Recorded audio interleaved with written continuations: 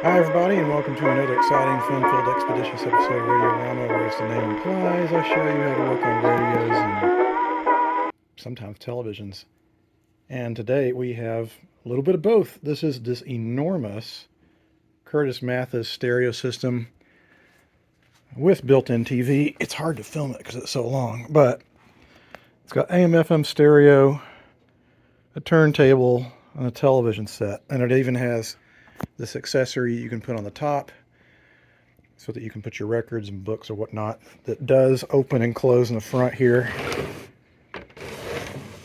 Curtis Mathis is an interesting company. They were based out of Texas, which in itself is kind of unusual because Texas was not exactly a powerhouse of consumer electronics back in the day. They are now. You have Texas Instruments, but story goes, customer picked this up and had supposedly the stereo, as in the tuner and the amp, and the record player restored, or at least the shop that she got this from sent it out to be restored, but they didn't touch the TV. And she'd like to have the TV work, and she'd also like me to check out the work that was done on the other components just to make sure we're all hunky-dory. First thing I need to do is take the back off and see what we're dealing with. I was told all the tubes were removed out of the TV chassis for some reason. So obviously it's not going to work that way, but I do want to know if the CRT is any good, because if it's not, that's going to be problematic. The good thing is I don't see any signs that it's gone to air. Usually if it's gone to air, you'll have like a bloom here where the inrushing air will blow some of the phosphor off of the front. I don't see that, so that's good. That doesn't mean anything. Who knows how many hours that TV has on it. This is late enough to where TVs were actually getting a lot more reliable, and the picture tube life was significantly more, versus in the 40s and early 50s where you maybe get like a couple of years out of one. So that said, let's take the back off and see what's going on inside. All right, so here is the back removed, and already I am annoyed. I don't know why anyone would do this. Whoever came in here last time, they cut my, they cut the TV's, whatchamacallit. Basically they cut the high voltage cable going to the CRT. Like why? Why would you do that? So I've probably got to replace that entire cable because I don't think you can actually splice these. That beyond sucks. Like that makes me angry. Likewise, they cut this wire too. That's the grid cap for this tube here. And when they took the yoke, or when they took the socket off the back of the picture tube, they bent this pin. That's just like, why? Why would you do that? Here is the electronics, and it looks like that this is a single-ended output, meaning it's got just 1/6 BQ5 per channel. And also, this is not actual FM stereo. It doesn't have the optional multiplex, which was plugged in way up here. What's going on with this? Looks like that's been re-glued back in there. Here's the speakers. Got ordinary pie pan, 12-inch woofers. And it looks like it's got the original crossover caps in there. And the tubes are all missing from the TV, but I think they're in a bag, so we'll need to put those back in. Luckily they're labeled, so at least we got that going. But yeah, I'm probably going to purchase another high tension cable because I don't think you can splice this. I'll have to look online because I'm not a TV person per se. I don't work on them that often, but I have worked on some Curtis Mathis TVs. I'm going to have to double check everything under here was replaced. You need to make sure that if it has paper caps, all those need to be replaced as well. And we need to rebuild this TV chassis. But I need to ask some questions about this. Okay, well, I'm feeling a little bit better. First of all, I was able to straighten that pin out. Secondly, that bag did in fact have all the tubes. They were marked, so thank you whoever did that. And you can splice high tension cable like this. You just have to make sure it's, you know, when you get done, you properly insulate it, because you don't want any arcing or anything like that, even though I don't think it's going to arc, because it's going to be in the middle of the air. So I'm going to unbolt the chassis and take it off, and I'm also going to take the tuner and amplifier chassis out just to see if it's been done properly. Ton of cabling on these guys. It's not a, luckily it looks like it's all been marked with permanent markers, so I can tell which goes where. TV tube. Jumper 6 and 7.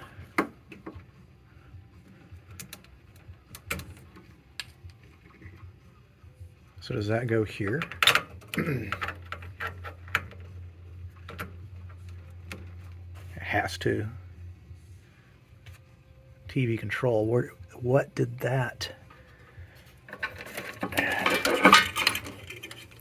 Okay, there's that. Just making sure that we've got everything accounted for. And what is this? Ground to amplifier. Where's the ground? Okay, let me again start some disassemblage here. Okay, so I was able to splice that back together again. I basically butt-ended them together and filled it in with solder, and then what I did is I put silicone all around it, and then I sealed it up with electrical tape. And plus, it's going to be in the middle of the air, so it's not going to be anywhere close to anything that could cause an arc. Now, the next thing I'm going to do is I want to test these electrolytics. Not because I'm not going to replace them, because I am, but I wanted to see if they're healthy enough where I can at least test this thing to see if the CRT has any life in it before I get too carried away. Someone's already been in here. We've got 3 replaced electrolytics here. And then 2 over here. Now they're not all replaced. It makes me wonder if someone actually tested them. So I'm going to test the ones that remain.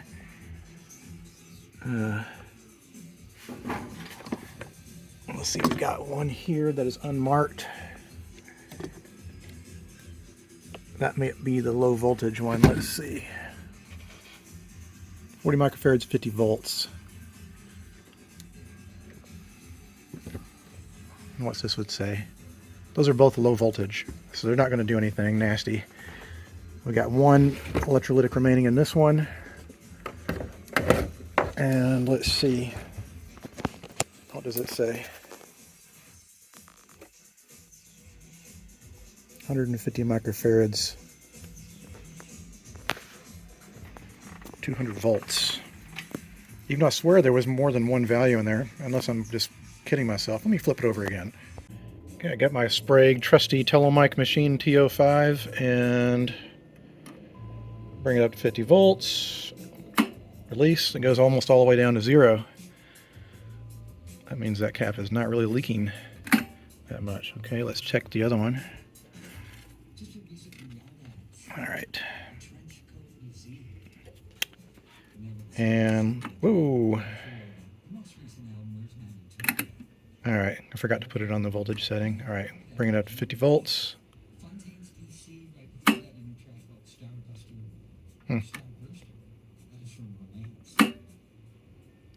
Zilch. All right, so that electrolytic's also okay. I'm probably going to replace them anyway because, you know, it's not a bad idea. Let's bring it over to this guy, which is 150 microfarads and 200 volts. So we'll need to change the scale. Be careful with these guys. Wait a minute, what do we got going on here?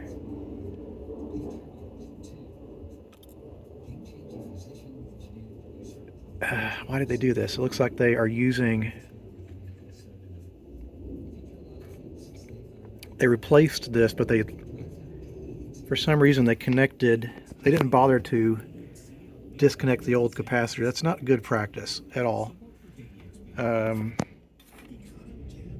Just for shits and giggles, let's see what it measures. All right, so what is a hunt? Let's put it on, and we'll trying to do this one-handed. And we need to go to 200 volts.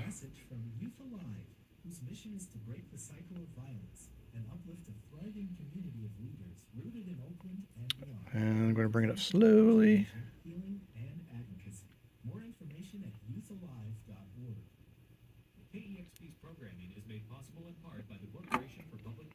Zero.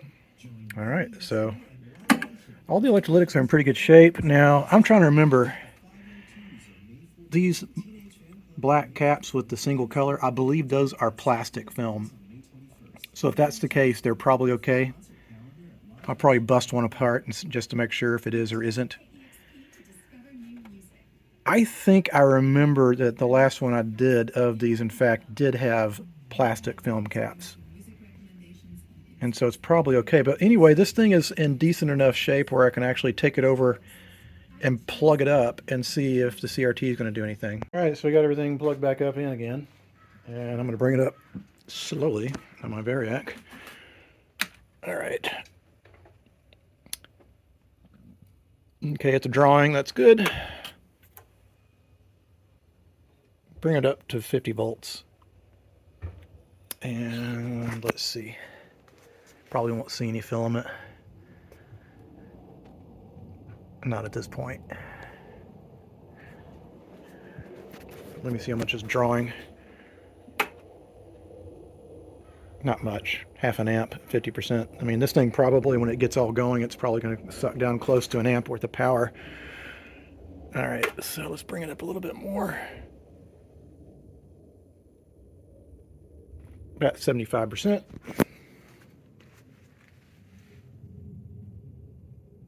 Okay, we got filaments on the tubes. Okay, I see filament on the CRT, so the filament on the CRT is good. Now I just need to figure out if high voltage is going to work.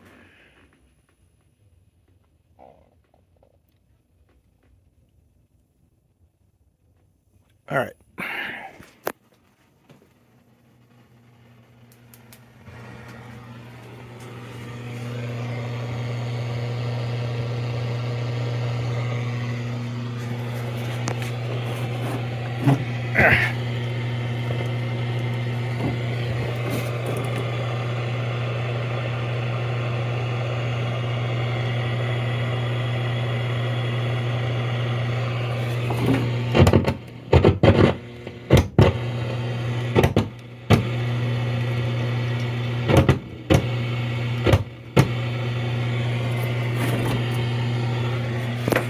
Damn it. Ugh.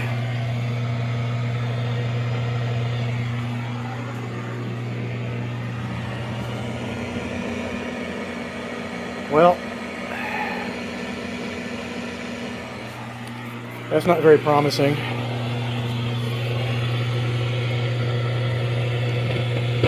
Oh, wait, there we go.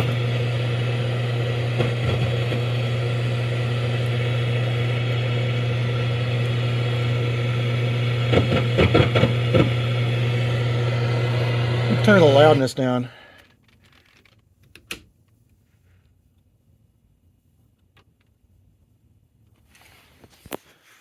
All right, well, that's I can't really film this because my camera's not syncing up with it. Well, that's off to a good start. I want to investigate the capacitors under there. I want to discharge the CRT. This is very important because the CRT is going to act like a gigantic capacitor. Fuck. Sorry, that slipped off my screwdriver. Really sorry about cussing, guys. I don't do it intentionally. My granddad cussed like a sailor. Alright, that's probably sufficiently discharged now. I've touched a bunch. Like I said, I still don't feel comfortable, like, I don't know. Let's see. Get off of there. There we go. So now we can disconnect everything and put it back on the bench. Okay, I did look these up, and apparently these black and orange caps tend to be okay, but I'm going to double confirm with my friends because they're smarter than me. I don't trust these guys. There's a few of them in here. I've had those go leaky on me before. Other than that, the rest of these are ceramic capacitors, and they should be okay. I want to replace this too. This should be an across-the-line cap, and it's not. And I think I also want to deal with this silliness here. I don't like the fact that they're still using the original old electrolytic in the circuit, so I'll take care of that. And maybe by the time that I get done doing that, I'll get some better answers. Okay, so the consensus was from online as well as my fellow volunteers, these caps are fine. In fact, I busted one open. It's interesting, it's basically two layers. You got plastic and paper. So it's mylar and paper. And the mylar is the important part. That means these guys aren't going to be leaky like a regular paper cap would be.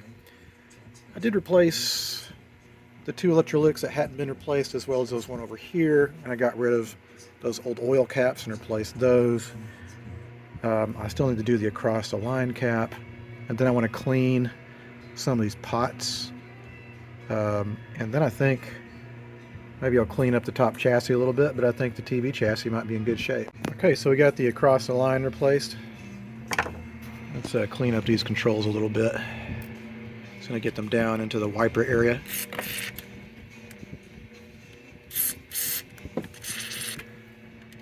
I usually just absolutely flood these guys because you want to get all that crap out of there. I'm not going to move these too much because the TV was kind of working.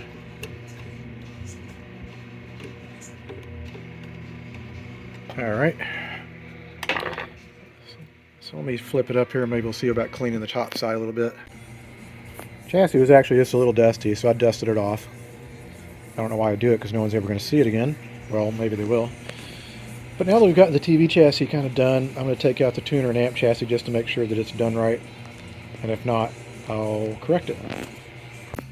Alright, so I've got all my cables removed, and it looks like to get to these screws, I'm going to have to get to it from underneath here where the record player is. So we'll, if I remember correctly, it pushes out through the back, obviously, because this is the front plate. So you got to take the knobs off. Oh, I just love it when people have squeaky brakes like that. Alright, so let's flip her over. And it looks like that. Kind of the same story here. All the electrolytics were replaced except for this guy, which is probably also low voltage. It's probably fine, but I'll replace it anyway. And it's got more of these orange stripy black caps, which are okay. I'm not sure if the pots have been cleaned. I'm going to clean them again anyway, just in case. So let's replace that guy, clean the pots, and maybe clean the upper side. I'm also curious about what the situation with the eye-tube is.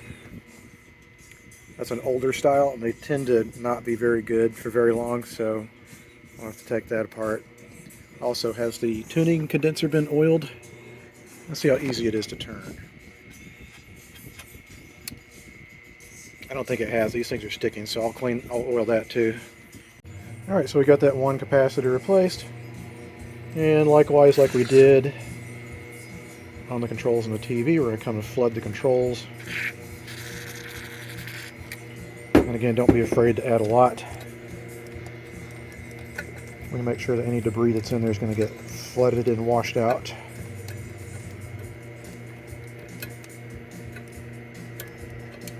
Wasn't able to get to this one, it's kind of crooked. Alright. There we go. And likewise, we want to get the wafer switches.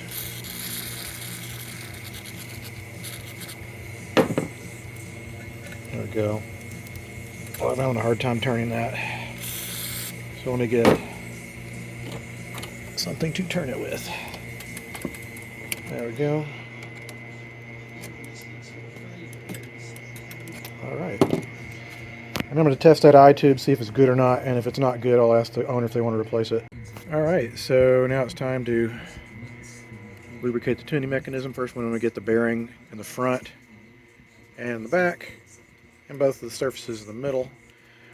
And then we'll get these little pulleys And the idea is when you get everything all nice and cleaned up like this and lubricated, everything's going to move and feel nicer. I believe this has a weighted, no it doesn't have a weighted, I was about to say it had a weighted, oh shit, it's getting oil on that. We do not want that to happen. Okay. There we go. I want to get like a little bit here.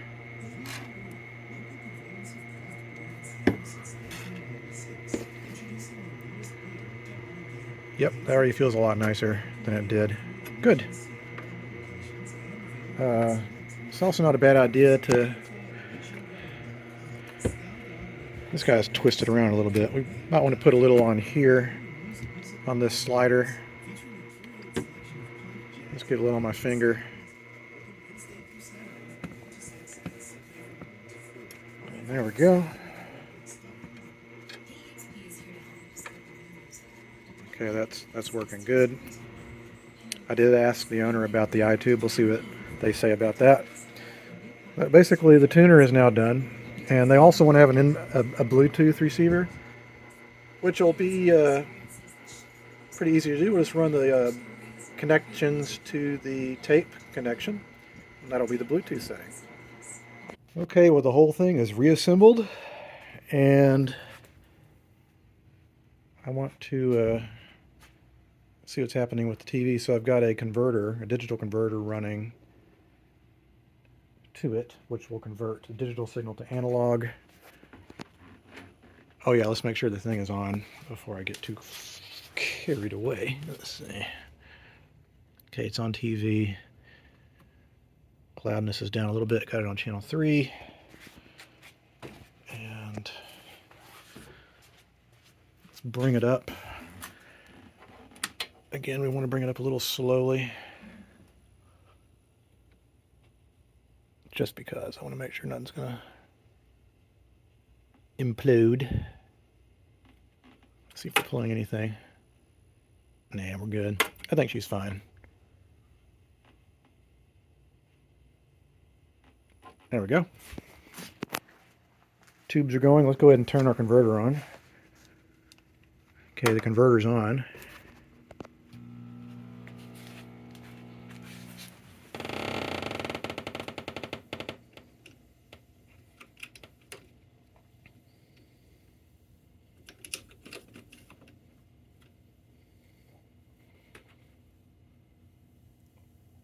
Jesus, why is this thing so crooked? No signal, huh? I wonder if the yoke on it got twisted. Well, I need a mirror. I can't see what I'm doing. But yeah, I think someone twisted the yoke. Let me see if I can...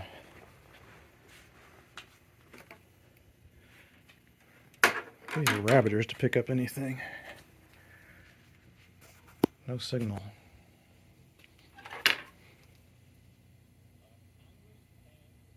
The aid to Israel, along with Ukraine and Taiwan, weeks ago, and so it is incumbent. Crap.